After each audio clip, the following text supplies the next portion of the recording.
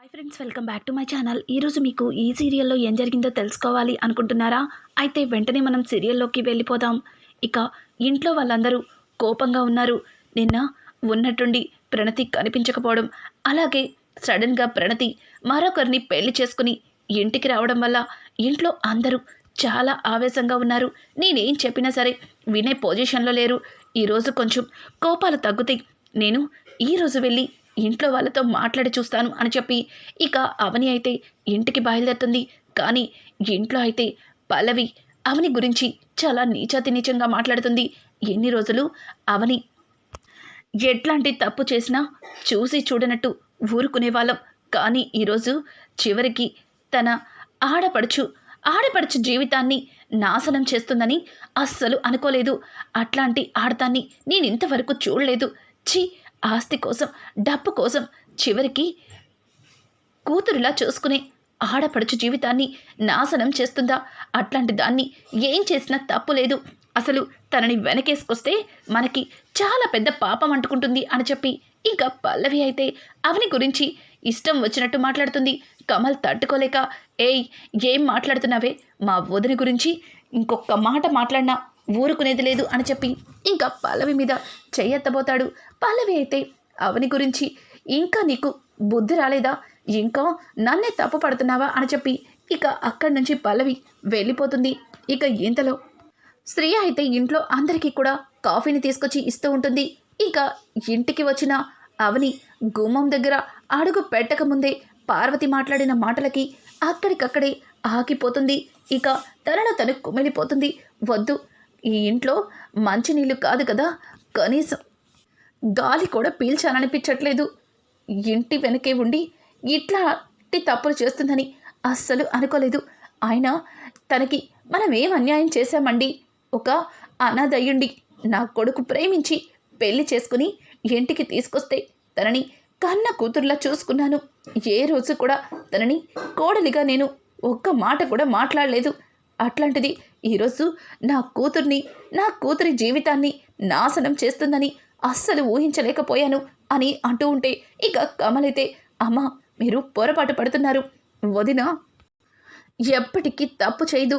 అసలు తను ఇట్లాంటి పరిస్థితికి రావడానికి కారణమేంటో తెలుసుకోకుండా తన మీద ఇట్లాంటి నిందలు వేయడం ఏమాత్రం కూడా బాగాలేదు అని ఇక కమల్ మాట్లాడుతుంటే శ్రీకర్ కూడా, అవునమ్మా, వదిన ఏదో చెప్పడానికి ప్రయత్నించింది, కానీ తనని మీరెవ్వరూ మాట్లాడనివ్వలేదు అని చెప్పి ఇక శ్రీకర్ మాట్లాడుతూ ఉంటే కమల్ కూడా, అవునమ్మా, వదిన జరిగింది చెప్పాలని ప్రయత్నించింది, కానీ మీరెవ్వరూ వదిన్ని మాట్లాడనివ్వకుండా చేశారు. పైగా వదిన్ని అవమానించి ఇంటి నుంచి వెళ్ళగొట్టారు అని అంటుంటే ఇంకా రాజేంద్ర, ఆపండి, ఏంట్రా వదిన అంటూ నెత్తిన పెట్టుకుని ఊరేగుతారా? తను ఎంత చేసిందో చూశారు కదా. మీ అమ్మని మెట్ల మీద నుంచి తోసేసింది. కానీ నేను మీ అమ్మ తన కళ్ళతో చూశానన్నా నమ్మలేదు. నా పెద్ద కొడలు అట్లాంటిది కాదని ఎంతగానో తన మీద నమ్మకాన్ని పెంచుకున్నాను. ఇంటి ఆస్తి పత్రాలని మార్చేసింది. ఆస్తి మొత్తాన్ని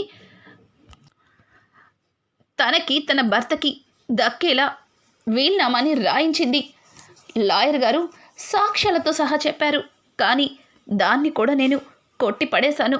కానీ ఈరోజు ఏం చేసింది?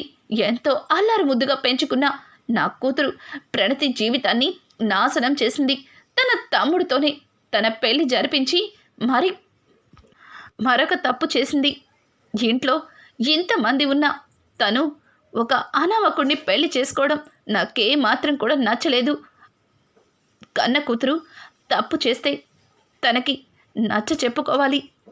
తను చేసింది తప్పని తనకు అర్థమయ్యేలా చెయ్యాలి. అంతేగాని తనకి నచ్చినట్టుగా, తనకి ఇష్టం వచ్చినట్టుగా ఉండేలాగా ఎవ్వరూ కూడా చేయకూడదు.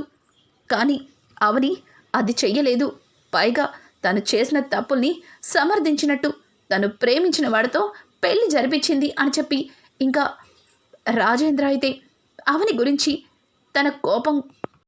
అవని మీద తన కోపాన్ని చూపిస్తూ ఉంటాడు.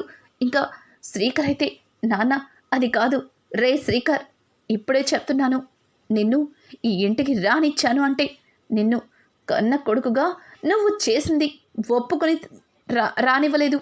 కేవలం ఇంట్లో జరుగుతున్న గొడవలని చక్కదిద్దుతామని రమ్మని చెప్పాను. అదే ఆసరాగా తీసుకుని నువ్వు అవని గురించి వెనకేసుకురావద్దు అని శ్రీకర్ని గట్టిగా గదమాయిస్తాడు. ఒక్కసారిగా శ్రీకర్ మౌనంగా ఉండిపోతాడు. ఇంతలో కమల్, నాన్న మీరు అనవసరంగా అన్నయ్య మీద అని అంటుంటే, చూడు కమల్, నువ్వు నోరు మూసుకుని ఉండకపోతే నీకు కూడా అదే గతి పడుతుంది అని చెప్పి ఇక రాజేంద్ర చాలా కోపంగా అక్కడి నుంచి వెళ్ళిపోతాడు. ఇదంతా విన్న పల్లవి అవని అయితే చాలా బాధపడుతుంది. ఇప్పుడు నేనేం చెప్పినా ఇంట్లో వాళ్ళు వినే పొజిషన్లో లేరు అని చెప్పి అక్కడి నుంచి అవని వెళ్ళిపోతుంది. ఇంతలో ఇంటి ముందు కారు వచ్చి ఆగుతుంది. కారులో నుంచి ఆరాధ్య కిందకి దిగి అవనిని చూస్తుంది. అమ్మా అని ప్రేమగా పరిగెత్తుకుంటూ ఆరాధ్య అయితే అవనిని హక్ చేసుకుంటుంది. అవని కూడా ఆరాధ్యని దగ్గరికి తీసుకుని ముద్దు పెట్టుకుంటుంది. ఇక అక్షయ్ అయితే ఆరాధ్య లోపలికి వెళ్ళు అని గట్టిగా అరవడంతో ఇక ఆరాధ్య అయితే ఏడ్చుకుంటూ లోపలికైతే వెళ్ళిపోతుంది.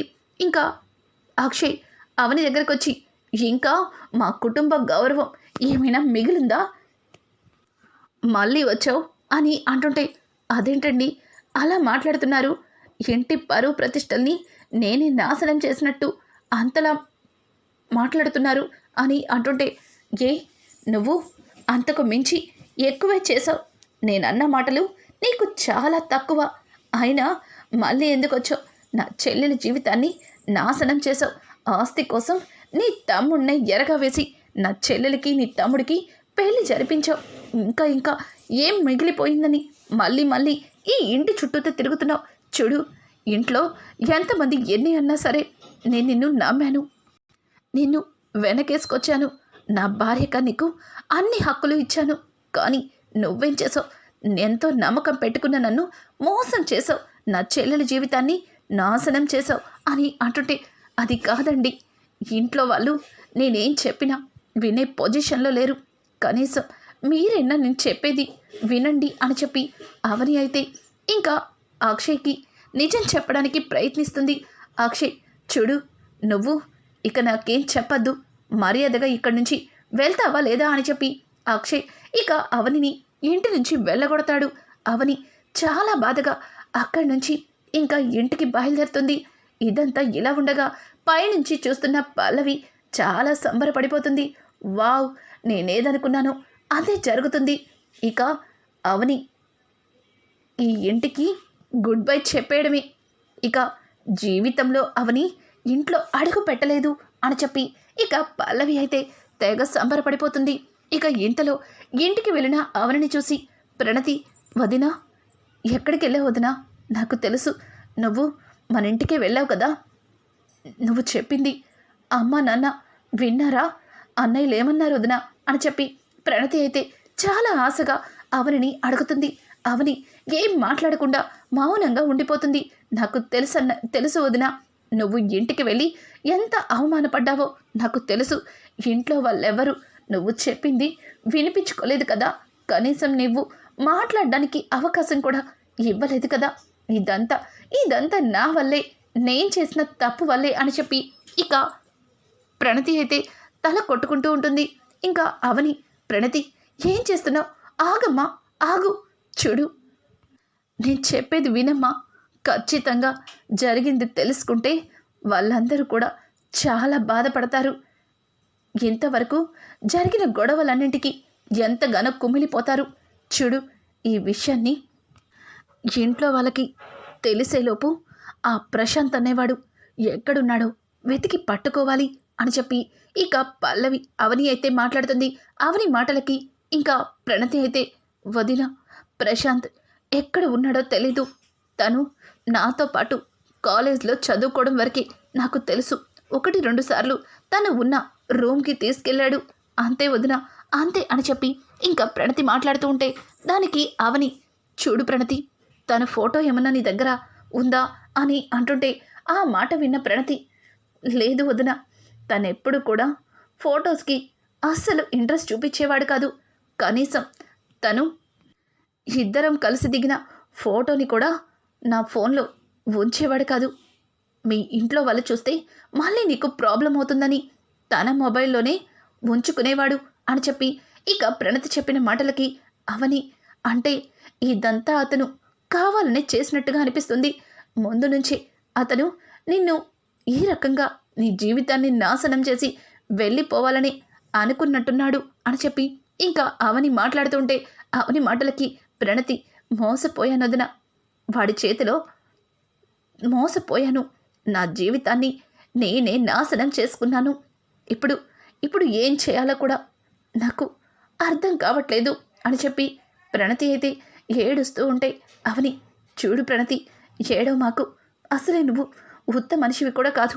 చూడు, వాడెక్కడున్నా వాణ్ణి నేను వెతికి పట్టుకుంటాను, వాడికి నేను బుద్ధి చెప్తాను, వాడు నీ కాళ్ళ దగ్గర పడుండేలా చేస్తాను అని చెప్పి అవని అయితే ఇక ప్రణతికి ధైర్యం చెప్తుంది.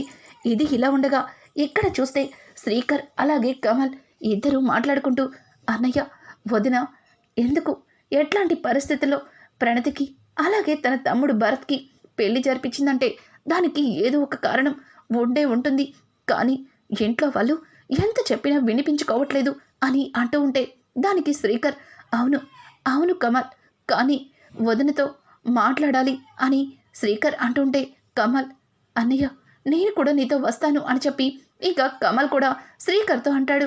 శ్రీకర్, వద్దు కమల్, నేను వెళ్ళి వదిన్ని కలిసి నిజమేంటో తెలుసుకుంటాను అని చెప్పి ఇక శ్రీకర్ అయితే కమల్తో చెప్తాడు.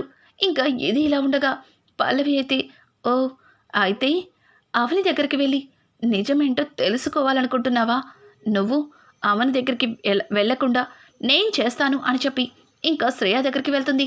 ఏంటి శ్రేయ, ఏం చేస్తున్నావు అని అంటుంటే, ఏం లేదు సిస్, కాస్త తలనొప్పిగా ఉంది, అందుకే పడుకున్నాను అని అంటుంటే, నువ్విక్కడ తలనొప్పని రెస్ట్ తీసుకో, అక్కడ మీ ఆయన మాత్రం వదిన్ని ఇంటికి తీసుకురావడానికి అన్ని రకాల ప్రయత్నాలు చేస్తున్నాడు అని చెప్పడంతో ఒక్కసారిగా శ్రేయ కోపంగా పైకి లేచి, ఏం మాట్లాడుతున్నావు సిస్ అని అంటుంటే, అవును అవును శ్రేయ, మనమేమో ఆ అవని ఇక ఇంటికి శాశ్వతంగా దూరం అయ్యేలా చేస్తే అక్కడ నీ మగుడు నా మగుడు కలిసి మళ్ళీ అవనిని ఎలా తీసుకురావాలని ఆలోచిస్తున్నారు. పైగా శ్రీకర్ బావ వెళ్ళి అవని అక్కని కలిసి జరిగింది తెలుసుకుంటాను అంటున్నాడు. తను కనుక అలా చేస్తే ఖచ్చితంగా ఆ అవని ఏదో ఒక కట్టు కథనియాలి శ్రీకర్ బావకి చెప్తుంది. శ్రీకర్ బావ దాన్ని తీసుకొచ్చి ఇంట్లో మావయ్య గారి ముందు చెప్తాడు. ఇక మావయ్య గారు అదంతా నిజమని నమ్మి తనని మళ్ళీ తీసుకొస్తాడు. ఇక ఇప్పటికే మన మాట వినని మన భర్తలు ఇక శాశ్వతంగా మన మోహాలు కూడా చూడరు, వదిన వదిన అంటూ తన చుట్టూనే తిరుగుతారు అని చెప్పి ఇంకా శ్రేయకైతే లేనిపోనివన్నీ చెప్పి పల్లవి శ్రేయని రెచ్చగొడుతుంది. ఒక్కసారిగా శ్రేయ చాలా కోపంగా గబగబా కిందకి దిగుతుంది. శ్రీ అని శ్రీకర్ని పిలవడంతో ఇక శ్రీకర్, ఏమైంది శ్రేయ, ఎందుకు అంత కోపంగా వచ్చావు?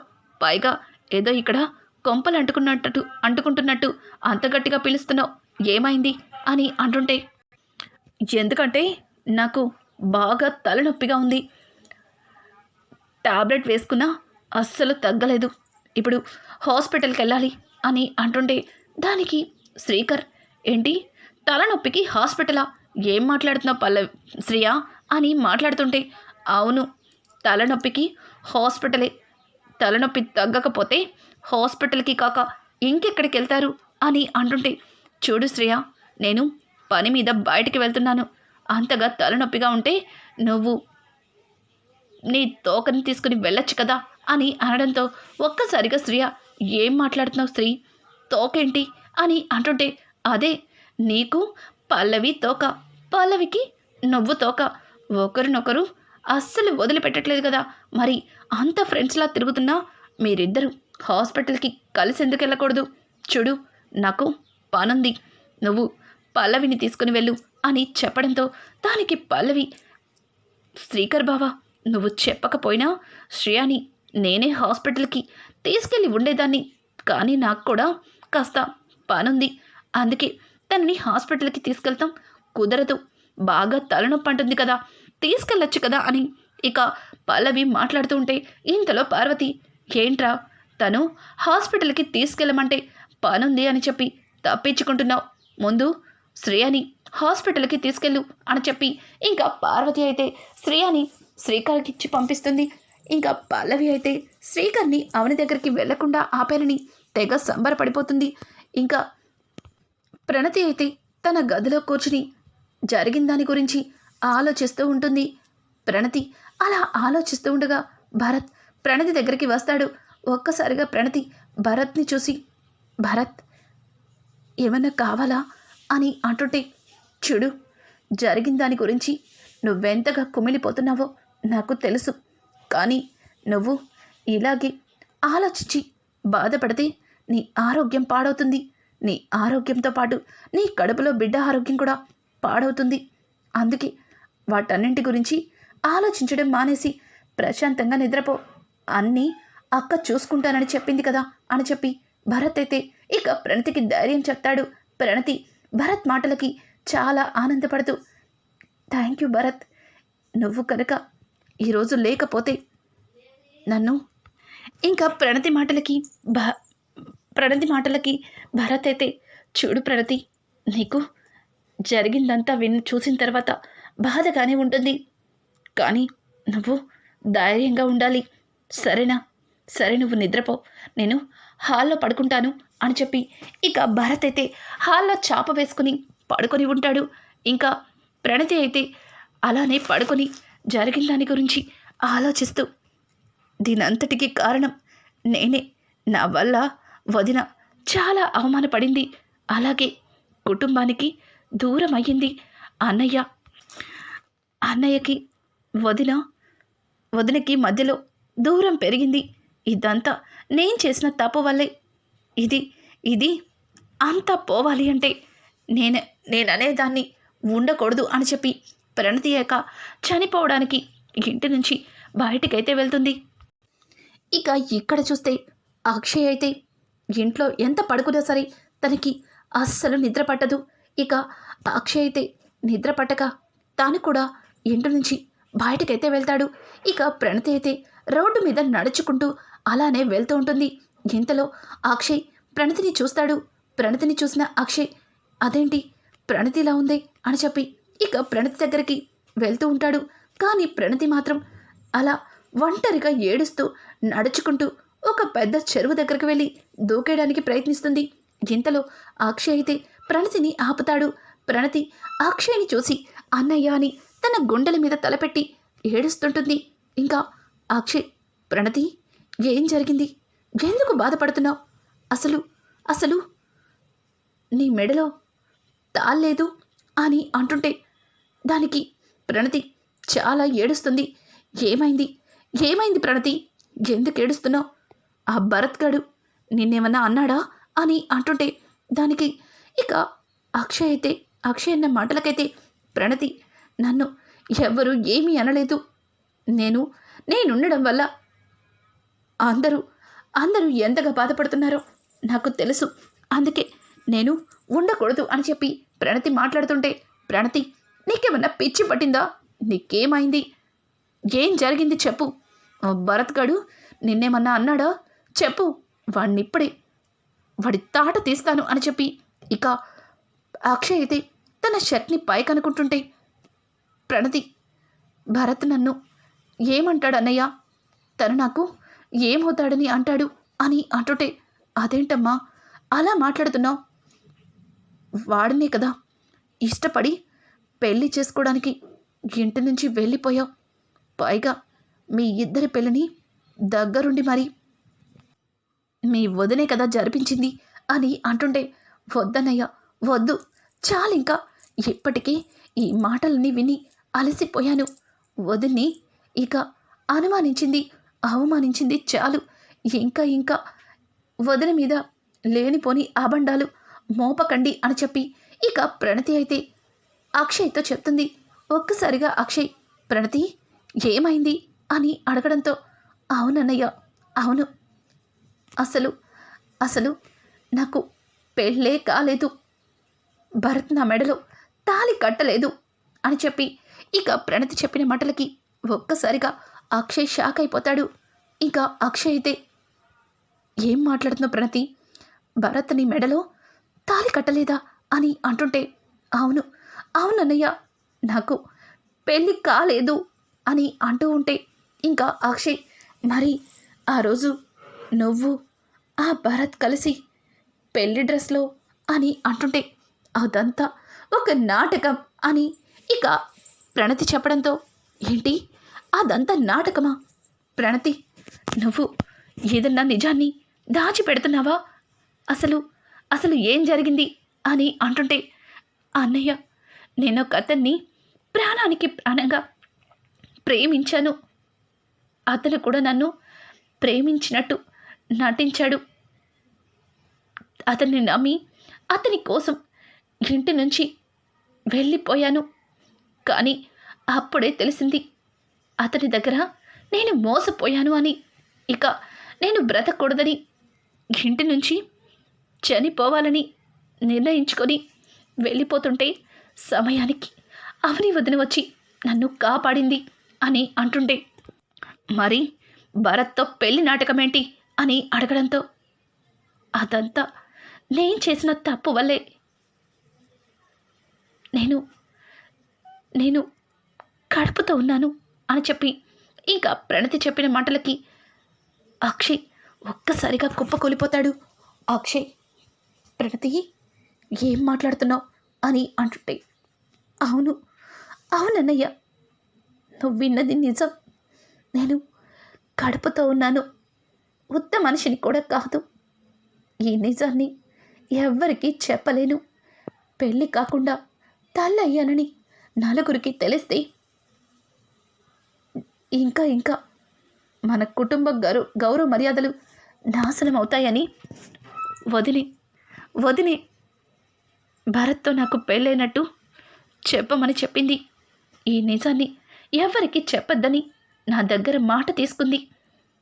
కానీ వదిని నువ్వు అసహించుకుంటుంటే, దూరం పెడుతుంటే చూస్తూ తట్టుకోలేకపోతున్నాను. నా వల్ల వదినకి నీకు మధ్యలో దూరం పెరిగింది. అందుకే నేను చచ్చిపోవాలనుకుంటున్నాను అని చెప్పి ప్రణతి మాట్లాడుతుంటే, ప్రణతి, నీకేమన్నా పిచ్చి పట్టిందా? చచ్చిపోతే ఈ సమస్య పోతుందనుకుంటే వెళ్ళి చచ్చిపో. నేను అస్సలు అడ్డుపడను. కానీ నువ్వు చనిపోయాక మీ వదిన్ని ఇంట్లో అందరూ క్షమించి ఇంటికి తీసుకెళ్తారని అనుకుంటున్నావా? అస్సలు నమ్మరు. పైగా నువ్వు చనిపోవడానికి కూడా కారణం మీ వదిన అని ఇంట్లో అందరూ మీ వదిని ఇంకా దుమ్మెత్తి పోస్తారు అని చెప్పడంతో దానికి ప్రణతి, అవును నువ్వు చెప్పింది కూడా నిజమే, కానీ నాకేం చేయాలో అర్థం కావట్లేదు అని చెప్పి ఇక ప్రణతి అయితే అక్షయ్తో అంటుంటే, అక్షయ్ ముందు ఇంటికి వెళ్దాం పదా అని చెప్పి ప్రణతిని తీసుకుని ఇంకా ఇంటికైతే వస్తాడు. అప్పటికే నిద్రలేచిన అవని ప్రణతి గదిలో కనిపించకపోవడంతో చాలా కంగారుగా బయటికి వస్తుంది. ప్రణతిని తీసుకొచ్చిన అక్షయ్ని చూసి ఒక్కసారిగా షాక్ అవుతుంది. ఏవండి ప్రణతి, ఎక్కడికి వెళ్ళావు? అసలు ఎవరికి చెప్పకుండా బయటికి ఎందుకు వెళ్ళావమ్మా అని చెప్పి అవని అయితే ప్రణతిని దగ్గరికి తీసుకుని అడుగుతూ ఉంటే, అదంతా విన్న అక్షయ్, అవని నన్ను క్షమిస్తావా అని అవని క్షమాపణలు అడుగుతాడు. ఒక్కసారిగా అవని అక్షయ్ వైపు చూడటంతో ప్రణతి జరిగిందంతా చెప్పానన్నట్టుగా అవని వైపు చూసి తల ఊపుతుంది. ఇంకా అవని అయితే, ఏవండి ఈ నిజాన్ని మీతో చెప్పడానికి ఎంతగానో ప్రయత్నించాను, కానీ మీరెవ్వరూ నా మాటని వినిపించుకోలేదు. ఎలా అయినా సరే ఆ ప్రణతిని ప్రేమించి మోసం చేసిన వాడిని పట్టుకోవాలి, వాడికి బుద్ధి చెప్పాలి అని చెప్పి అవని మాట్లాడుతూ ఉంటుంది. ఇక రానున్న ఎపిసోడ్స్లో అవని అక్షయ్ ఇద్దరూ కలిసి ప్రణతిని మోసం చేసిన వ్యక్తిని పట్టుకుంటారా? అలాగే అవని ఏ తప్పు చెయ్యలేదని ఇంట్లో అందరి ముందు అన్ని నిజాల్ని బయట పెడతారా? ఇట్లాంటి లేటెస్ట్ ఎపిసోడ్స్ మరిన్ని కావాలి అనుకుంటే మా ఛానల్ని సబ్స్క్రైబ్ చేసుకోవడం మాత్రం మర్చిపోకండి. Thanks for watching. Hi friends, welcome back to my channel.